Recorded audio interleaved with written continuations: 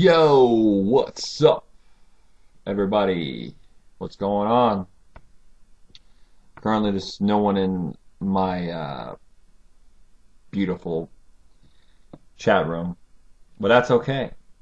Um, I am man enough to accept that, but I figured I would go ahead and record and see how this works. I was in here a little bit earlier talking with some people, but yeah, this is pretty interesting. The possibilities with this thing is endless, endless. But I guess I talked to someone that works here a little bit earlier. Something that excites me about Blog TV is the fact that, well, there will be no porn on here, which is fantastic. I get really sick of these sites that just blast it 24/7 and it gets a little old. You know what I'm saying? Do you know what I'm saying? So to actually have a site where it's not going to tolerate that, it's awesome. And so I think that's pretty cool. I'm excited for the music aspect for it, or for the networking part of it.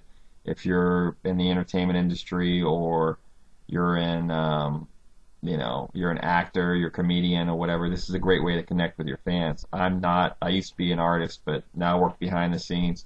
So I'm excited for about Blog TV, about my artists getting on here and just connecting with their fans. I think it's a fantastic program, and the things that you can do with this. So very, very cool. Well, on the group status, a group I work with called Group One Crew. Yeah, it's Tim.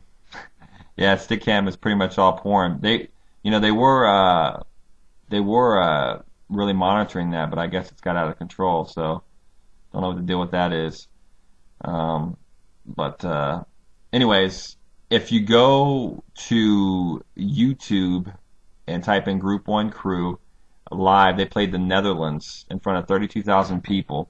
You should check out some of this footage. It's really, really good. This group's on the uprise. Their record came out in February of last year, and it was like the biggest gig they've ever played. The sound was kind of bad, so I felt bad for them, but 32,000 kids in the Netherlands in a soccer stadium was a pretty incredible thing to see. But so that's on that front. Personal life, just moved from Orlando to Lakeland, Florida, and adjusting. We're building a house here, so we're in a rental house now. Like, as you can see back here, there's the 1960 paneling. I'm actually renting from my brother-in-law. He has a couple houses that he rents out. So we went from a 2,800 square foot house to a 1,700 square foot house. So we had to cram all our stuff in here. And as you can tell, this is not really my style. I mean, it looks like I'm a straight redneck with the wood paneling back here, but I'm not a redneck at all. I'm far from redneck. So if you see the wood paneling back here from the 60s and 70s, that's not my style. I'm just renting the house until my house is completed the end of September. So what else is going on? The news. Seems like the more and more I watch the news, the more and more I get depressed. Especially here in Florida. I mean, there's just like murder everywhere, people killing each other, and it's just really, really getting out of control, and it's kind of depressing, to tell you the truth. But on a positive note, when I actually moved here a couple weeks ago, I don't know if people are familiar with Lakeland, Florida at all, but it's in the middle of Tampa and Orlando, probably 45 minutes from both. 45 minutes from downtown Orlando, 45 minutes from downtown Tampa. So it's right in the in-between mark. But my brother-in-law gave me a call and said, hey, and he's 10 years younger than I am. He goes, hey, a couple of my friends are hanging out, and I want to show you around Lakeland. Well, he showed me around Lakeland. This is how backwards Polk County, Lakeland, Florida is. If you're familiar with the ABC liquor chains, they have these bars. But here, I don't see any ABCs. It's all pretty much, it's called XYZ liquor stores. And on these things, just like the ABC liquor stores, they have bars. Well, they took me in a bar called Martini's. They they had karaoke night, and it was very interesting to say the least. I felt like fish out of water. I did. It was funny too because it's pretty much redneck central there. I don't have anything against rednecks, like I said. The wood paneling in the back. Hey, I don't. Hey, dude, nothing against rednecks. A big Johnny Cash fan, big country fan. Anyways, went there. I sung "House of Pain, Jump Around" on karaoke, and everybody just kind of stood there, looked at me. And then I did Johnny Cash, "Ring of Fire," and then everybody jumped on the dance floor and started square dancing. So, yeah, Lakeland, gotta love the rednecks, and the fact that you can drive down the road and every truck you see is elevated probably 15, 20, 25 feet off the ground. And the crazy thing, now here's the thing about younger rednecks, is the fact that they have the Confederate flag on the back of the truck. They have the truck elevated, right? The tennis ball, the long antenna, but they have systems in the car that play rap music. To me, that's just flippin' hilarious. It's like they're in an identity crisis. Do I want to be, do I want to be a gangster or do I want to be a redneck? And then I think when they get 21, 22, it evens out and they go straight country music, which is pretty good, But the funny thing is, like, you never see, a